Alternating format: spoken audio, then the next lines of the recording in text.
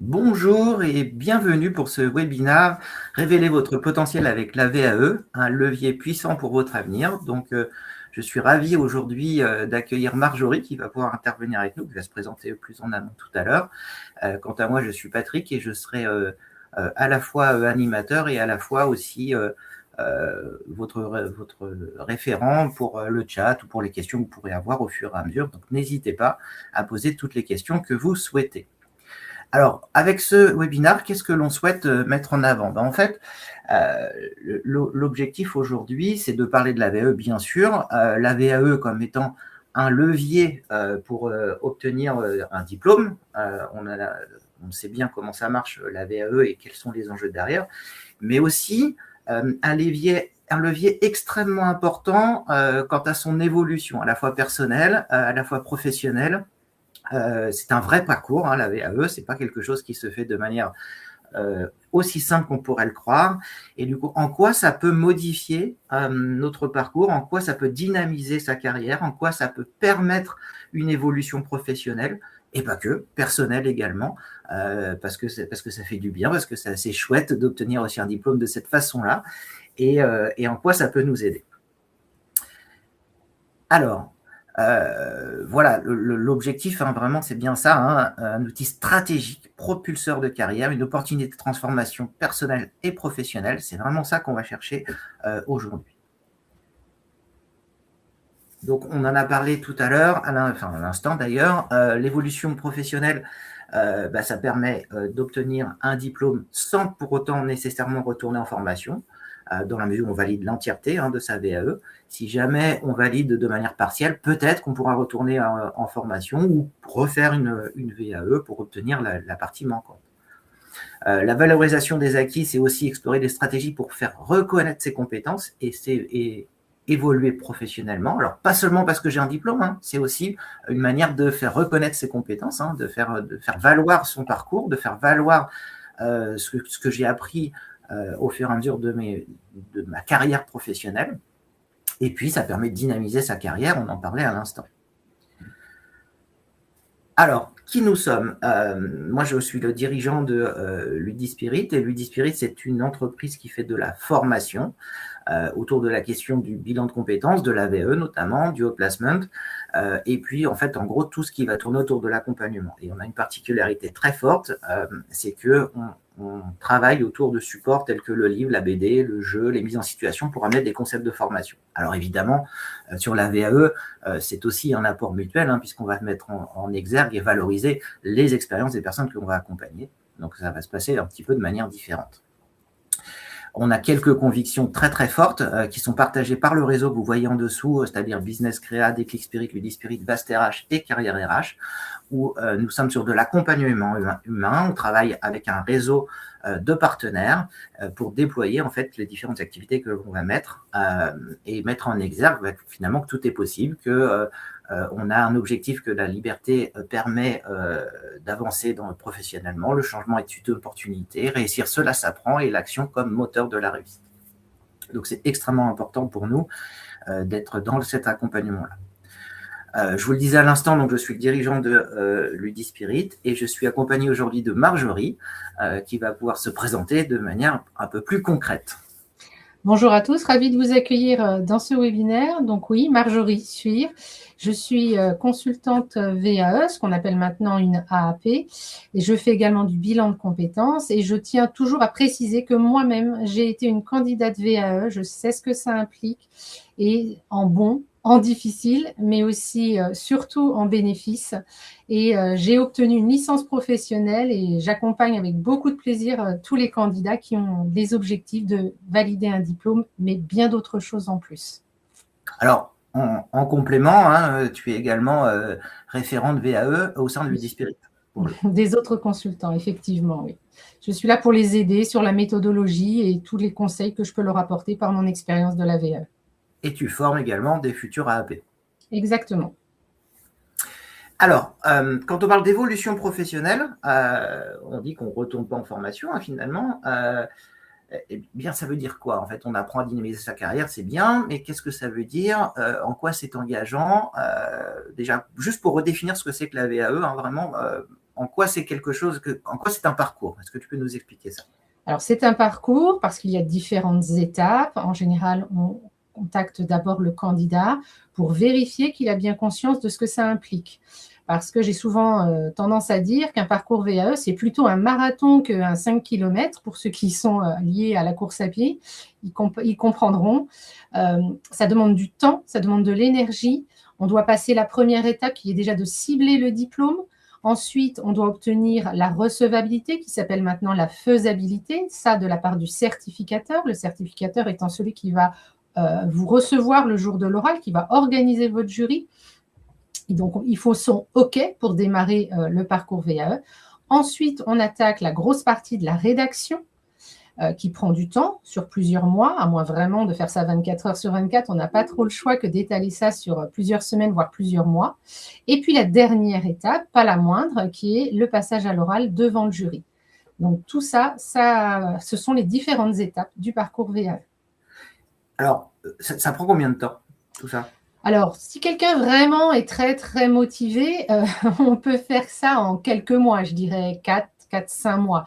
Le mieux que j'ai dû avoir dans mes accompagnements, effectivement, c'était autour de ce délai-là.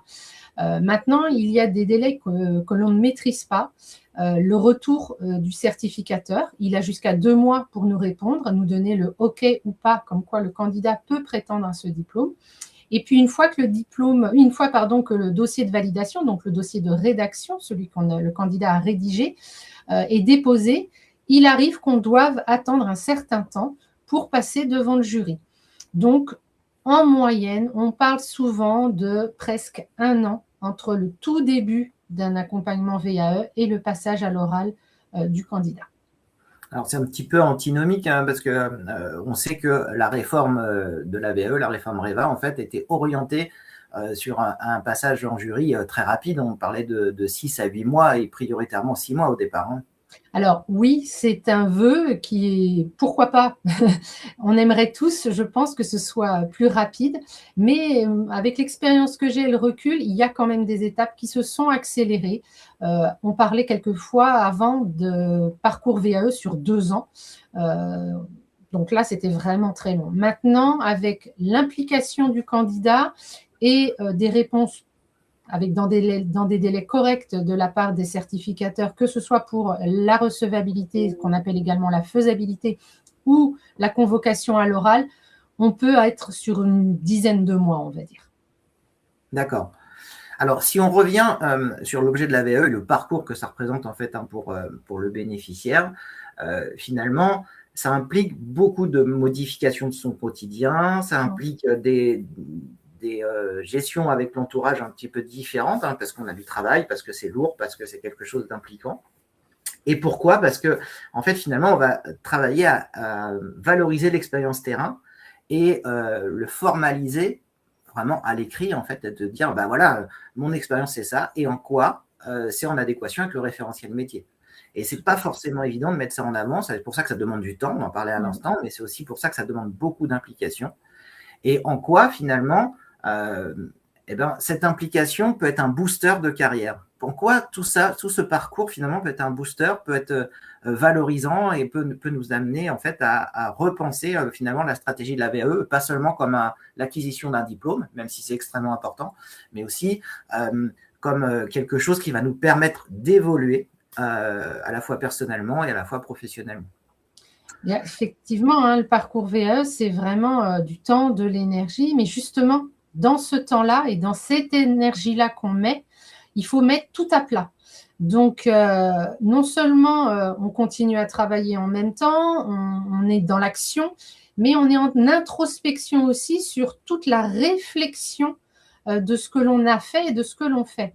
Donc, en fait, quelque part, avec cette introspection, on apprend encore mieux à se comprendre. Il faut vraiment se poser les bonnes questions. Pourquoi je fais ça? Comment je le fais? Résultat, vous savez valoriser vos expériences et tout votre parcours professionnel. Vous en apprenez encore plus sur vous. Et ça, oui, évidemment, le but, c'est de le mettre à l'écrit, de le prévaloir à l'oral pour obtenir le diplôme.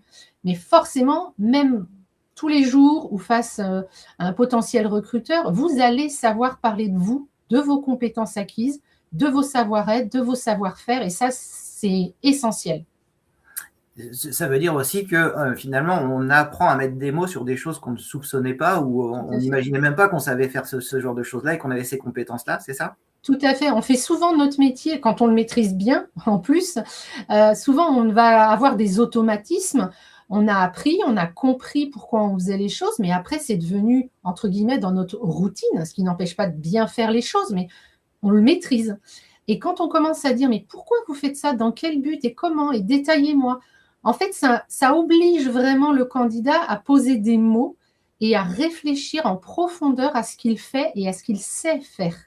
Et ça, c'est essentiel.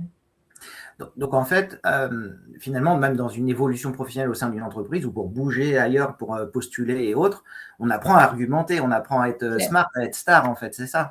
Clairement, clairement, clairement. On se connaît de mieux en mieux après un parcours VAE. C'est un enrichissement professionnel et personnel.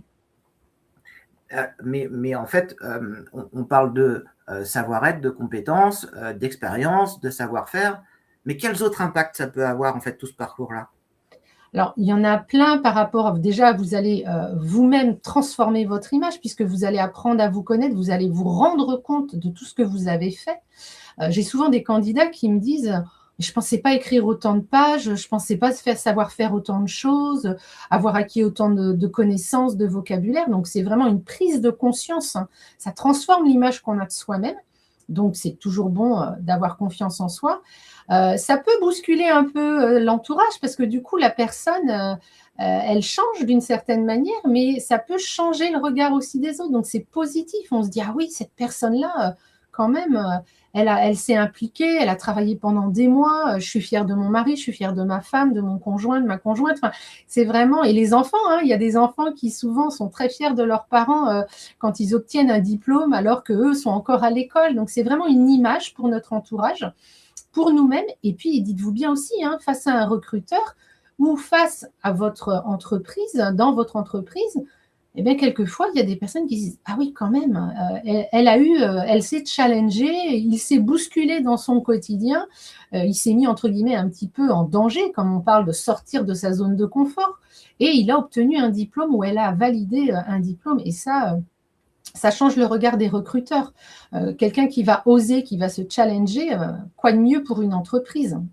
Alors, encore faut-il qu'on arrive à faire cet exercice-là. Et pour le coup, il y a une question, en fait, hein, dans le chat, hein, qui dit justement, c'est cet argumentaire de mon métier qui, pour moi, est un obstacle. Alors, en quoi nous, on peut être aidants là-dessus? Alors, justement, moi, j'ai tendance à dire à mes candidats, je vais vous embêter. C'est clair, vous allez en avoir marre de moi parce que je vais vous poser plein de questions. J'adore en plus découvrir le métier des candidats. J'ai l'impression d'être une petite souris dans leur vie professionnelle. Donc, je pose des questions, des tonnes de questions et je les pousse dans leur retranchement pour qu'ils arrivent à argumenter ce qu'ils font au quotidien, leurs compétences, leurs connaissances, leur mission, leur collaboration, leur responsabilité, leur prise de décision, d'autonomie. Et c'est ça notre travail d'AAP. C'est pas de donner la réponse au candidat. Le candidat, c'est lui qui l'a. Il connaît son parcours, il connaît son métier, il sait ce qu'il fait au quotidien. Par contre, on est là pour vous pousser, vous aider à argumenter et surtout à le mettre en adéquation avec le diplôme qui est visé pour que justement le jury, quelque part, coche les cases du référentiel et de toutes les compétences qu'ils attendent dans l'écrit et bien sûr le jour de l'oral aussi. Alors, ça répond partiellement à une question qui est aussi dans le chat, en fait, qui nous dit j'entame une VAE pour valoriser un BTS. J'aurai essentiellement à parler de mon parcours et expérience ou j'aurai aussi des questions de culture générale, voire scolaire? Alors, non. Au niveau BTS et même dans la VAE en général, on ne recherche que les compétences professionnelles. Alors, bien évidemment, et ça, c'est essentiel, un dossier avec un français correct, sans faute d'orthographe, une bonne mise en page, etc., va montrer votre maîtrise du français, du vocabulaire professionnel. Pour vous donner un exemple, il y a des maths, si vous êtes dans un métier où il y a des maths, eh bien, vous allez, à travers votre métier, prouver que vous maîtrisez, vous avez des notions de calcul. Par exemple, dernièrement, on m'a posé la question, un boulanger, comment est-ce qu'il va prouver qu'il fait des maths? Tout simplement, quand il va être bon dans les proportions de ses ingrédients. En fait, on ne va pas vous demander de faire des calculs ou de faire une dictée de français. On va vous demander, à travers votre écrit, à travers l'argumentation de vos expériences professionnelles, de prouver que vous avez un niveau correct de français, de maths et une culture générale sur votre entreprise, sur votre secteur professionnel. Mais pas, vous n'allez pas avoir une carte de géographie à remplir. Oui. Alors, c'est intéressant aussi, c'est finalement le regard des jurys, parce qu'on parlait de jury tout à l'heure, donc le jury qui va à la fois lire le dossier, mais aussi réaliser l'oral. C'est plutôt souvent, et même normalement c'est comme ça que ça se passe, ce sont des jurys bienveillants et qui sont aussi là pour acter finalement un regard bienveillant sur le parcours réalisé pour aller vers une VAE, on est bien d'accord. Oui, tout à fait. Et la bienveillance est de rigueur, elle est dans la charte des jurys. Après, les questions que le jury peut poser, comme je dis souvent à mes candidats, j'aimerais être Madame Irma avec ma boule de cristal, sauf que non, ça marche pas comme ça. Selon le parcours de la personne que vous allez avoir en jury, elle va peut-être être plus attirée par un type de question qu'une autre, selon la manière dont vous allez avoir rédigé votre livret, selon la présentation à l'oral. En fait, les questions, elles peuvent être variées, mais il y a une charte du jury qui doit être respectée. Et les questions doivent être posées en lien avec votre parcours professionnel et en lien avec les expériences que vous avez présentées dans votre écrit. Ouais. Et là encore, on est vraiment sur une transformation d'image. Souvent, ce passage à l'oral est un exercice compliqué. Et pour autant, on se transforme parce qu'on se rend compte qu'on est capable de réaliser cet exercice-là, qu'on est capable d'argumenter sur son travail, d'argumenter sur ce que l'on connaît, sur ses savoir-être, sur son savoir-faire, sur ses compétences. Et c'est extrêmement important, en tout cas, de passer par cet exercice-là. Et c'est hyper valorisant, en fait. Vraiment. Ça, c'est clair. Clair. Voilà.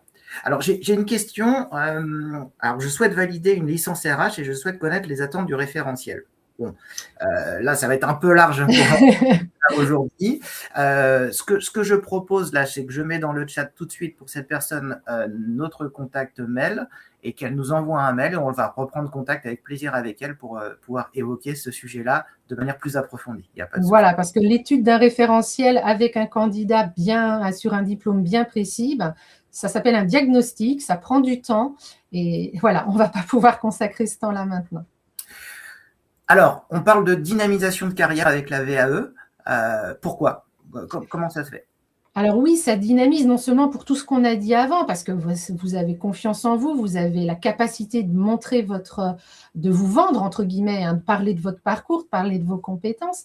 Mais il faut se dire que quand on valide un diplôme par la VAE, il n'y a plus aucune différence par rapport à un diplôme obtenu en formation. C'est-à-dire que le joli papier qu'on reçoit, il est identique que vous ayez fait la formation ou que vous l'ayez fait par la VAE. Donc ça, déjà, c'est valorisant. Vous pouvez le mettre sur votre CV, vous pouvez prouver que vous avez ce diplôme-là. Et du coup, vous êtes en adéquation avec le marché du travail. C'est-à-dire que tous les diplômes qui sont validables, entre guillemets, par la VAE, eh bien, c'est qu'ils sont reconnus. Donc, ils sont en adéquation avec le marché. Et si vous avez 5 ans, 10 ans, 15 ans d'expérience, que vous avez quitté les études depuis à peu près cette même équivalence de temps, eh bien, par rapport à quelqu'un qui sort des études ou qui a un peu moins d'ancienneté, eh bien, vous vous remettez au goût du jour. Vous vous remettez en adéquation avec le marché du travail. Donc ça, c'est vraiment essentiel. Vous pouvez être revalorisé par rapport à des personnes qui sont plus récentes sur le marché du travail. Et en plus, vous avez l'expérience terrain. C'est important aussi ce que tu dis, puisque en fait, le diplôme qui va être validé est en adéquation avec un référentiel, qui lui-même est à jour. Donc forcément, ça veut dire que notre diplôme, obtenu à une date précise, montre que vous êtes à jour aussi par rapport aux nouveaux attendus d'un métier, d'un exercice ou autre. Et ça, c'est extrêmement important. Par ailleurs, le diplôme est exactement identique. Ça passe par les mêmes jurys, ça passe par les mêmes validations et il n'y a aucune différence. Personne ne saura que vous l'avez obtenu par une VAE si par hasard vous ne voulez pas en parler. Ce qui serait dommage, puisqu'en fait, c'est hyper valorisant de pouvoir en parler pour le coup. Oui, souvent c'est les recruteurs, surtout avec des personnes en phase 2 qui ont non seulement l'expérience terrain, mais qui ont eu l'énergie de reprendre des études et de valider un diplôme. Donc, c'est valorisant. Alors, j'ai plusieurs questions. Une question qui nous demande, alors voilà, j'ai un certificat de fin d'études en chargé de RH obtenu en 2013 via Educatel, d'accord, très bien, avec à ce jour plus de 7 ans d'expérience métier. Quel niveau de diplôme puis-je avoir accès avec une VAE? Alors, dans les 7 ans d'expérience, moi, là, vous êtes ma candidate, je vous dis, on va creuser. Quel poste avez-vous eu? Quelle autonomie?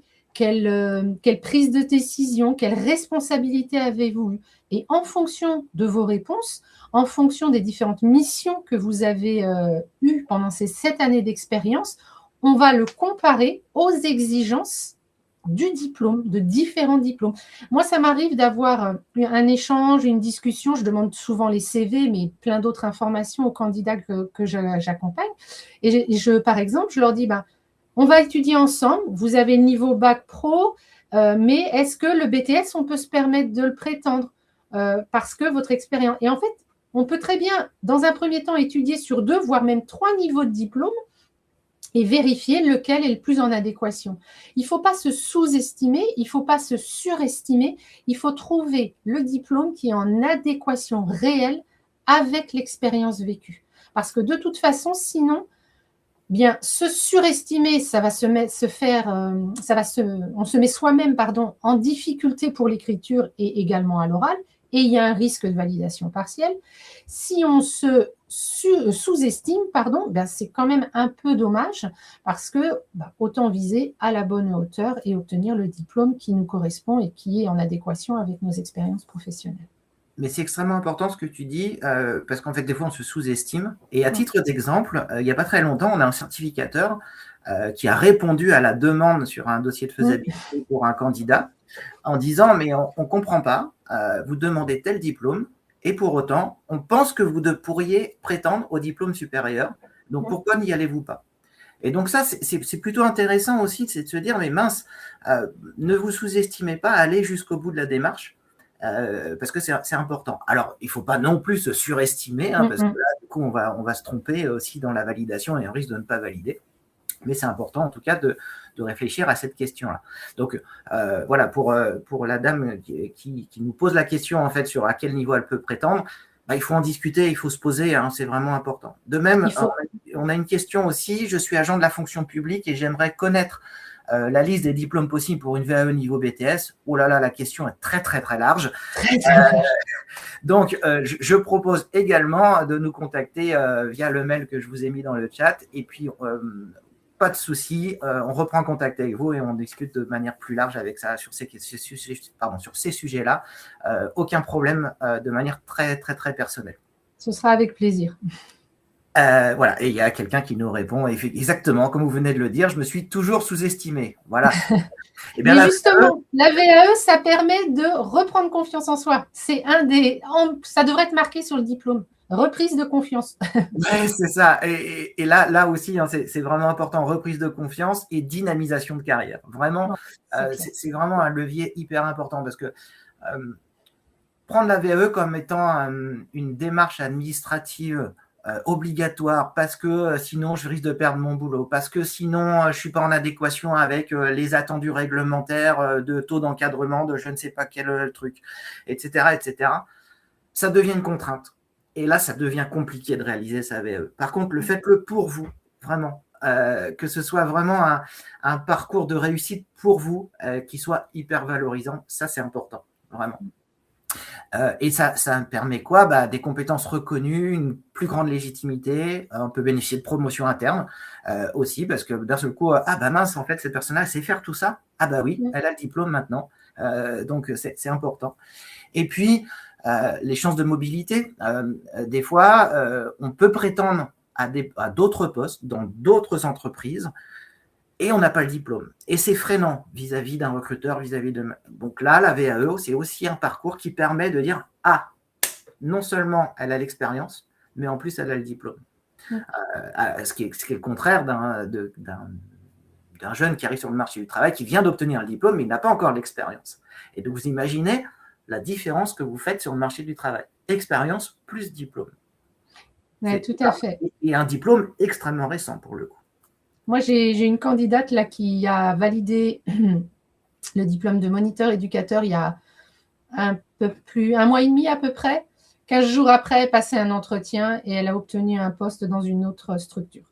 Ça a vraiment joué sur son recrutement. Ben oui. Alors là, on a une question justement qui est très intéressante. Bonjour, j'ai 52 ans. Est-ce nécessaire de faire une VAE à mon âge? Est-ce que mon CV peut parler de lui-même? Alors, je dirais oui et non. Ça va vraiment dépendre de votre volonté à vous. Si vous êtes dans un poste que vous êtes satisfait de votre situation professionnelle, ça peut être faire une VAE pour votre satisfaction personnelle. Pardon. Il y a certaines personnes qui le font, entre guillemets, par revanche des études arrêtées, par exemple. Si vous voulez évoluer professionnellement, si vous voulez changer d'entreprise ou trouver un emploi, faire une VAE, ce n'est que du bon. Que ce qu'on ait 52 ans ou qu'on ait plus. Moi, j'ai une personne qui vient de valider un CAP AEPE, elle a 58 ans.